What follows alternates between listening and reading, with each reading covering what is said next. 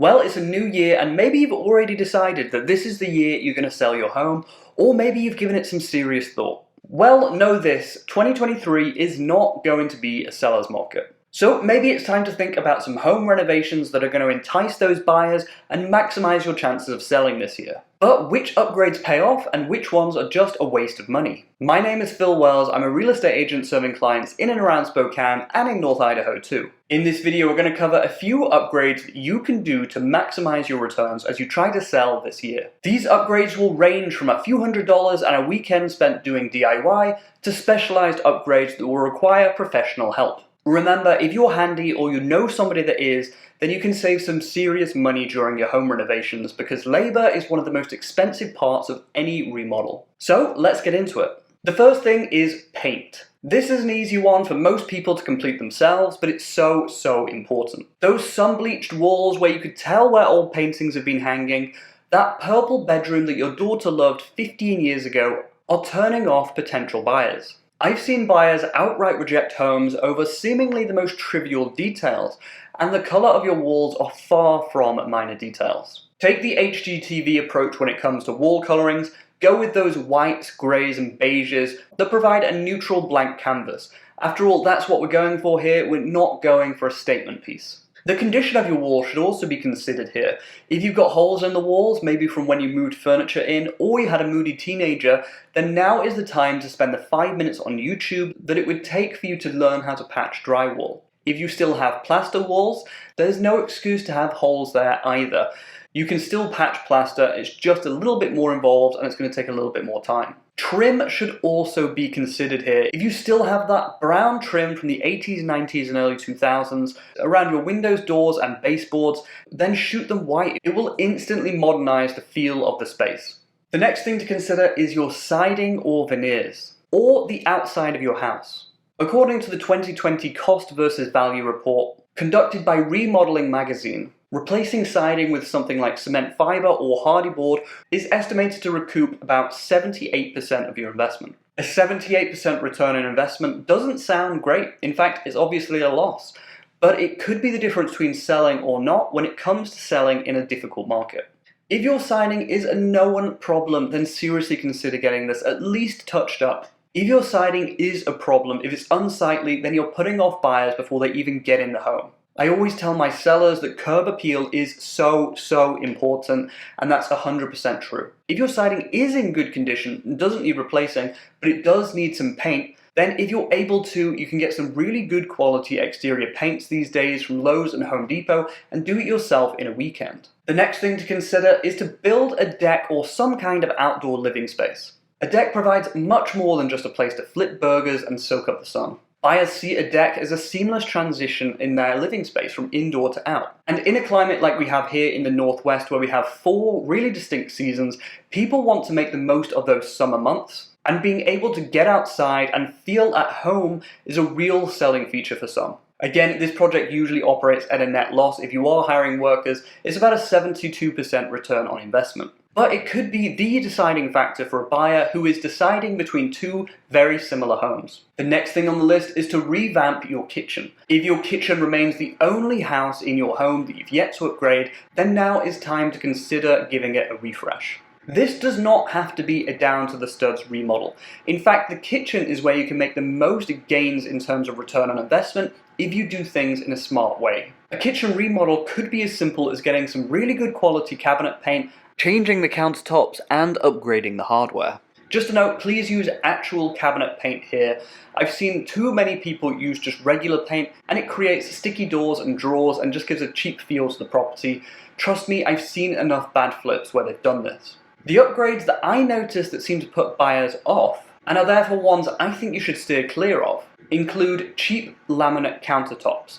If you want a cheaper material than stone, granite, marble, for example, consider using butcher block or even experimenting with concrete. Other things in the kitchen that my buyers seem to notice in a negative way are mismatched hardware, mismatched cabinets, mismatched appliances, new but obviously extremely cheap appliances, cheap flooring and poorly thought out layouts. Lastly, one thing to think about when it comes to upgrading your kitchen, federal and state regulators are thinking about banning gas stoves. And while this might not happen in the next 12 or 18 months, these ideas do seem to eventually become a reality, so I'm convinced at least that having a gas stove in your home will become a real selling feature as we head into the future. The next thing to think about is replacing your windows. I've actually just done this to my personal property, and yes, it's expensive. Experts say you're likely to recoup about 72% of your investment here. But in a climate like the inland northwest where we have pretty hot summers and pretty cold winters, it's important to have a home that can stay cool in the summer and warm in the winter months. I always point out new vinyl windows to my clients, particularly when they're looking at older homes, because it's not something a lot of people actually notice. But it's a major upgrade that helps with efficiency and the long-term enjoyment of their home.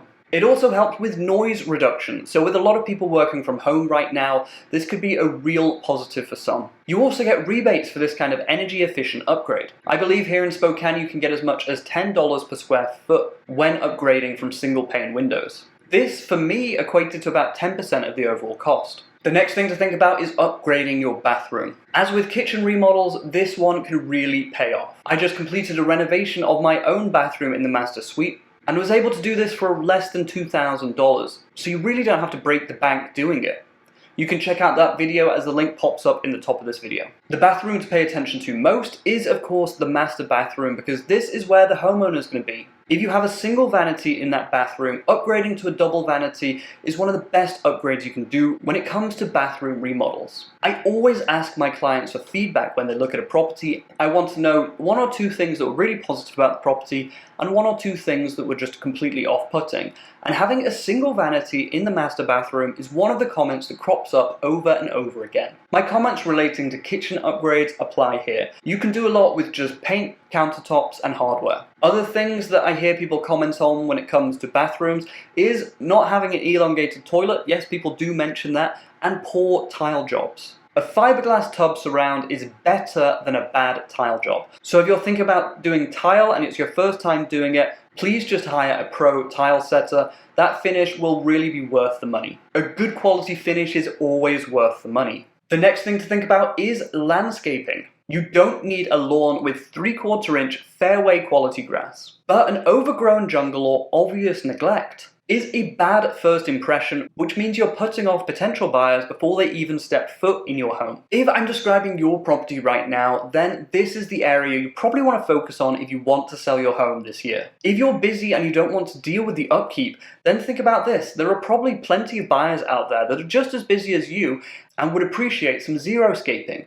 So put down some weed barrier, put down some rock and some perennials that don't require a lot of maintenance, and leave it. But if you're retired and you've got the free time, then make that lawn look as good as possible, bring in some annuals, and create a garden oasis type environment. The point is, there's no one way to landscape your property. People will appreciate beauty and effort regardless of what direction you choose to go in. What people don't appreciate, though, is the idea of inheriting a headache and having to put work in the second they move into a property. The landscaping is a key part of curb appeal, as is your siding, so you can really turn a buyer off before you step foot in the home if you get it wrong. The next thing to consider is install an AC unit. According to appraisers, installing an AC unit actually increases the value of your home. And as we see more people moving to the inland northwest from warmer climates, they expect to see an AC unit. This is also true of the growing contingent of the workforce that are working from home. For them, their comfort during the day is of absolute paramount importance. Some homes are not suitable for central AC, I know that. The first house I bought here in Spokane didn't have a furnace at all. Heat was provided by baseboards. This type of home, though, could benefit from mini splits, which you can buy kits to install yourself from places like Lowe's and Home Depot. The last thing to consider, and I've left this to last because it's the most major undertaking of any of the projects in this video, is to finish your attic, your basement, or both. Being able to add 1 or 2 bedrooms and an extra bathroom can elevate your property into an entirely new category of home. When the appraisal comes around, it will be compared to much more valuable homes than it was before. And if you finish it to a high standard, then when comparing apples to apples, for example a 4-bedroom to a 4-bedroom, then your property could be considered more favourably than a property that was built originally with 4 bedrooms, because they might still be rocking that purple wallpaper that we talked about before. Good finishes are essential though, whatever type of project you take on. If like me you think you're pretty handy, you can do most things, but you're by no means a pro, then still outsource the finishes.